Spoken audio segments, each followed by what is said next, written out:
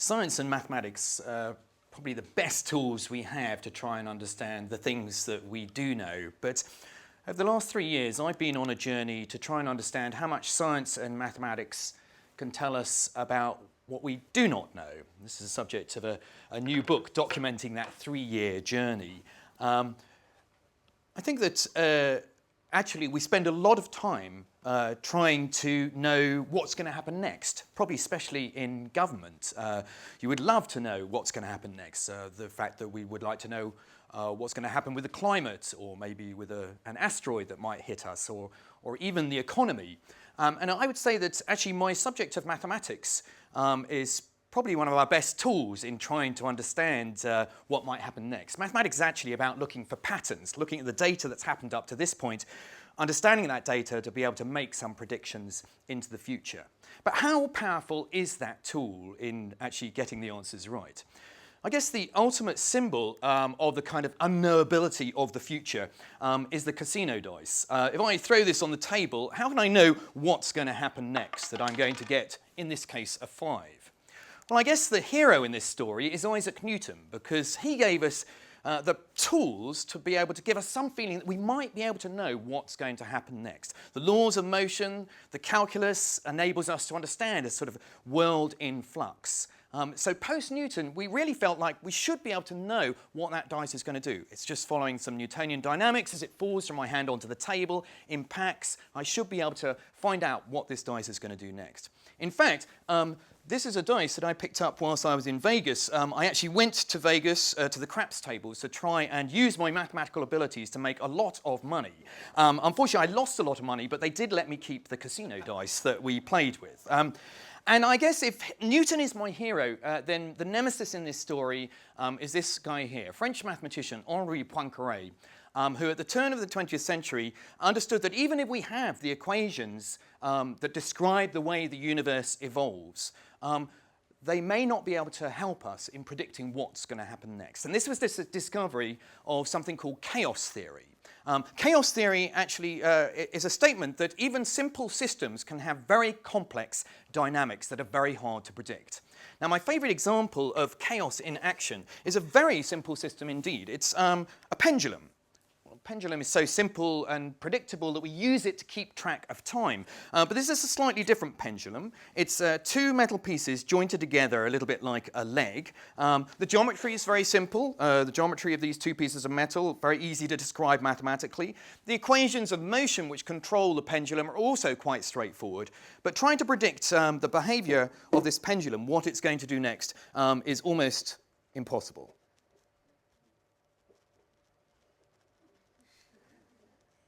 I think the fact that some of you laughing is an indication of the unpredictability of it. Humour is related to the fact that you really don't know quite what's going to happen next.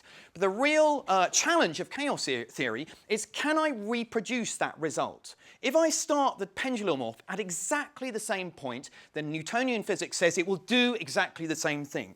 Now, I have a little notch here which I try and do a repeat of that behaviour. So try and remember what it just did, and is it anything like the following? Well, that's kind of a lazy one. Whoa, and suddenly off it goes. Wow. I mean, it certainly didn't do anything like that last time, even knowing when it's finished. When has it done its last little one? This is my favourite desktop toy. I can play with this for absolutely hours. So if you'll indulge me, let's just do it one more time, because it is... Oh, look, it's off it goes straight away. So there are 3 different attempts to repeat the behaviour, but this is so sensitive to very small changes and completely changes what it will do next. My other favourite desktop toy that I have on my table is this one here. It's, again, a pendulum. This is a pendulum that swings, and I've got 6 magnets which the pendulum is attracted to. And actually, I use this to make all my decisions in life. So each of the magnets has an answer to a question. So we've got definitely, maybe, yes, ask a friend, try again, no way. So I'm a big Arsenal fan, so let's ask you whether I should make a bet on Arsenal winning the Champions League this season. So I'm going to let that one just swing off. I've got a little example of what this pendulum is like. So here are 3 magnets. I set the pendulum off. It's attracted to the magnets. But try and predict which magnet the pendulum is going to end up at. It's almost impossible. It looks like one of the top one, and then suddenly right at the last minute, it falls on the bottom one here. My one is still going, trying to make up its mind whether I'm going to make that bet on the Champions League. Let's see, is it going to make up its mind? Oh, it says maybe. Okay, well, that's hope, I suppose. But this is a little bit like an asteroid flying around 3 planets. The planets are attracting this little asteroid and trying to predict, which planet is going to get wiped out. And Poincaré actually discovered the sensitivity of these systems when he was trying to understand whether our solar system was stable. Here are 3 computer models of the behavior of this pendulum. So I started the pendulum off in the top left-hand corner, but I just changed very slightly the decimal place of one of the coordinates of where I'm starting at, 6th decimal place. And you can see it completely changed the behavior. At the beginning, they followed fairly similar paths. So the first one ended up at the blue magnet. So I've coloured the magnets yellow, blue, and red. But a very small change in the 6th decimal place, and the second experiment, it ended up at the red magnet. The third experiment, I changed the 6th decimal place again, ended up at the yellow magnet. So although they started off quite similar, very quickly they diverge and have completely different behaviours. And it's this sensitivity to very small changes, which means it's very difficult to predict the future. This is a computer graphic which helps you to try and work out what's going to happen next with this pendulum. If you start the pendulum over a yellow region, it means it's going to end up at the yellow magnet. So you can see that there's this large yellow blob. That's a region over the yellow magnet. If I start the pendulum near a yellow magnet, I'm pretty guaranteed that it's going to end up at the yellow magnet. The other 2 magnets can't attract it. But interestingly, opposite that yellow blob, there's another region of quite big yellow where it's also predictable because it just swings backwards and forwards and ends up at the yellow magnet. The other 2 can't pull it apart. So there are regions where we can know. And of course, mathematics has been very powerful as a tool to work out what's going to happen next. It's why we've been able to land a spaceship the size of a washing machine on the side of a comet. But I started that pendulum off in the top left-hand corner. And this is an area which geometrically we call a fractal. A fractal has infinite complexity. So as I zoom in on it, it never simplifies. It never becomes a single colour. So as I zoom in, I think I've got more and more data about my starting position. I zoom in the 50th decimal place, but even the 51st can change it from red, yellow to blue. And this is why, if I'm in that region, it's incredibly difficult to predict what's going to happen next. And I think this is a message here. It's important to know when I can know when I'm in a predictable region, but maybe as important to know when I can't make predictions about what's going to happen next to the system. This has a name, of course, you may have heard of it, the butterfly effect, because these chaotic systems control so many things in the natural world. The weather. Why can't we predict the weather beyond 5 days? Because it has incredible sensitivity to small changes. So the butterfly flapping its wings in Brazil can cause a tornado to suddenly hit London. And it's not just the weather, the economy might well have chaotic systems in it, but also population dynamics. So here's a little question for you. There's an animal which it's rumoured every 4 years it throws itself over a cliff in a mass suicide pack. So I'm going to do a little survey, see which one you think. So hands up if you think muskrats throw themselves over cliffs every 4 years. Any votes for muskrats in the audience? There's one right at the back. Yeah, there, right, okay. What about voles? Who thinks voles actually throw themselves over cliffs every 4 years? Yes, there's a few more for the vole fans. Okay, great. How many think lemmings throw themselves over cliffs? Look, the hands are going up. In fact, he put up his hand. I guess I better put my hand up. Yes, we even have this expression, behaving like a lemming, because it's believed, that they just follow the behaviour of other animals. And indeed, the story is that every 4 years, the lemming population dies out. And the theory was that they perform some sort of mass suicide pact. They just follow each other. You may remember that little computer game. Did you ever play that one? I used to love that one. You'd set your lemming off and all the others would follow it over the cliff. Well, it seemed like this behaviour had been proved by Walt Disney. I'm old enough to remember when Walt Disney used to make nature programs. And they went out to the Arctic and they discovered these lemmings behaving very strangely, herding themselves to the side of the cliff. And you think, well, gosh, certain death if they go over that cliff, smashed into the water below. Do they turn back? No, they start throwing themselves over the cliff in some sort of suicide pact. So this footage from Disney seemed to prove this idea that the lemmings kill themselves in this suicide pact every 4 years. There's one here who really doesn't want to go over. He's saying, no, no, no, go, go, no, go, guys. And over he goes as well. So it seemed like the theory about the suicide pact had been proved. 4 years ago, a few years ago, the cameraman who filmed this sequence came clean. Those lemmings did not want to go over that cliff. In fact, the film crew had set up a spinning plate on the side of the cliff, and there was somebody in the production team putting lemmings on the top of this spinning thing, and they were being flown over the side of the cliff. They didn't want to go over. So it seemed like we were back to the drawing board. What was it? Every 4 years, the populations of lemmings really plummet. So if it wasn't, the film crew can't be going every 4 years and putting lemmings on this spinning plate, and it wasn't a sort of mass suicide. What was killing the lemmings? It turned out it was mathematics that was killing the lemmings. I think something that many students would sign up for. Yes, incredibly deadly subject. But actually, there's a mathematical formula at work which determines the number of lemmings from one season to the next. It's actually a very simple formula. So I've simplified it a little bit so that we can explore the dynamics of this formula. But basically, each generation, you get to the next generation, you get a sort of multiplication factor in this case, the lemmings double each season, but there's not enough food for all the lemmings to survive. And so this formula tells you how many lemmings will not survive that season. So what you do is you take the current generation, you multiply it by the previous generation, and in this case we're going to divide by 10, and then that's the number of lemmings that won't survive that season.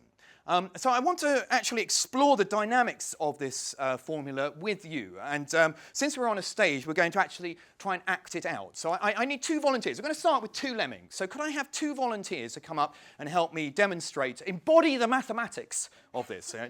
This is all about getting involved and taking part. So I need 2 volunteers to be there's one there.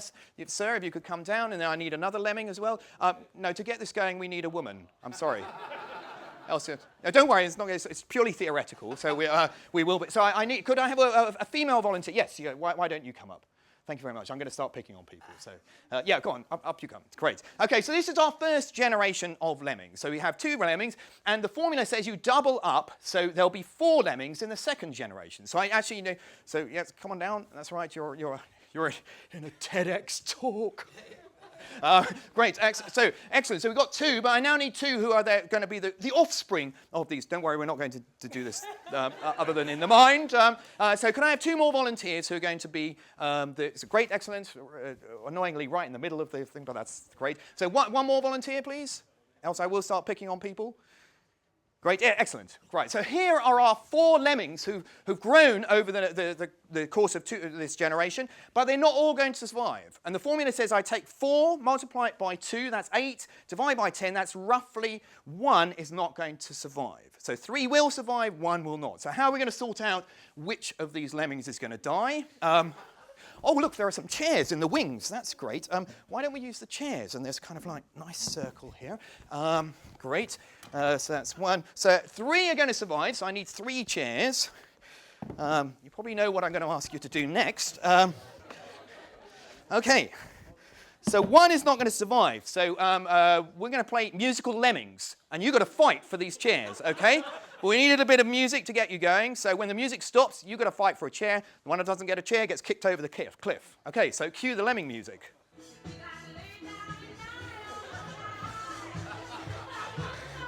Yeah, some lemming dancing kind of helps here. Although no hovering. Okay, no hovering there, sir. Yeah, a little bit of clapping also. But which 3 are going to survive? 1 will not survive. Oh, wow. That was quite a fight out there at the front, I think. But I'm afraid he didn't survive, so this one gets kicked over the cliff. There he goes. Right, and we've got 3 survivors. So let's get our 3 survivors up. Okay, thank you.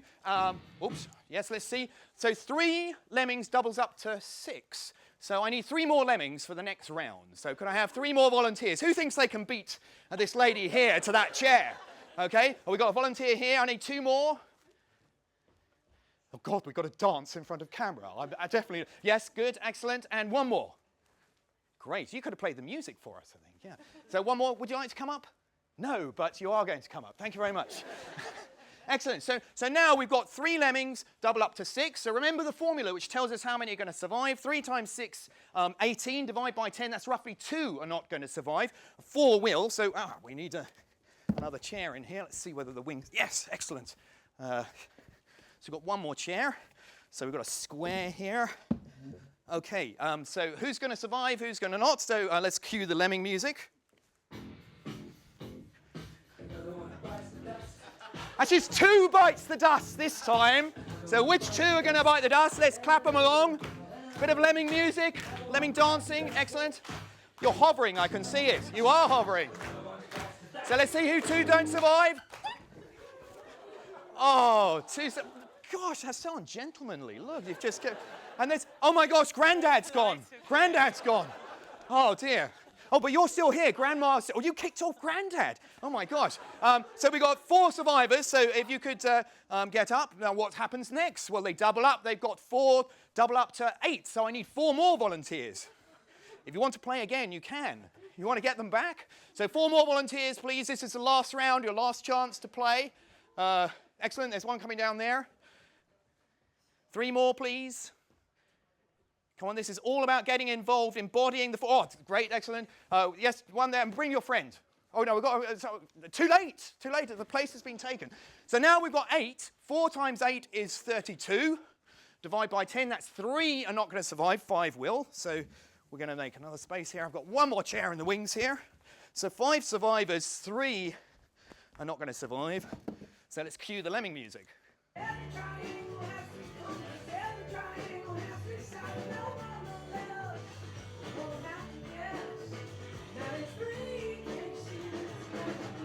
So 3 is the magic number this time. 3 are not going to survive. Is our grandma going to make it? Yes! Fantastic. There are 3 that went. Okay, over you go. Let's kick them over the side of the cliff. Woof, woof, woof. Yeah, this one's really determined to make it through the whole generation. So if you could get up. So now something interesting happens to the dynamics now. So we've got our 5 survivors, but what happens on the next round? 5 doubles up to 10. 5 times 10 is 50. Divide by 10. I have 5 that die and 5 that survive. So now we get a stability with this formula. And although the population started small, it eventually stabilizes. So let's give our surviving lemmings a big round of applause. Thank you. And the dynamics of this formula are such that wherever you start, they will always get a fixed generation. So, but that's not what the lemmings do. The lemmings disappear every 4 years. So what's happening with the lemmings? Well, if I make the lemmings a little more frisky, and we triple every generation, and we run the formula again, we start with 2. If we ran that game, we would go up to 5 on the first round, then to 8, and then it will go 5, 8, and it would ping-pong between these 2 values with this new formula. So now we get a periodic behaviour. It doesn't stabilise.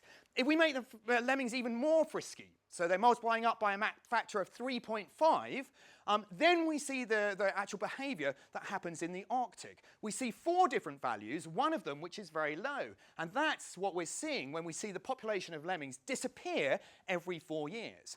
So this is all very predictable and nice patterns, but if I tweak it a little bit more and take the lemmings and make them incredibly frisky, so they're multiplying by a factor of 4, then suddenly the patterns disappear and chaos ensues. And this is the important thing with these dynamical systems, to know the areas where you can make predictions, but also to know when actually you lose control. In this case, if I put 1 extra lemming in, it completely changes the dynamic of the population from one generation to the next. This kind of butterfly effect, or lemming effect, I guess it would be called. So what about my casino dice? I'll return to my casino dice. Can I know about this? Well, actually, I talked to one of the people who understood that these population dynamics are chaotic. It's Lord May, a colleague of mine in Oxford. He's actually a cross-party member of the House of Lords. And he's actually one of the interviewees in my book, What We Cannot Know.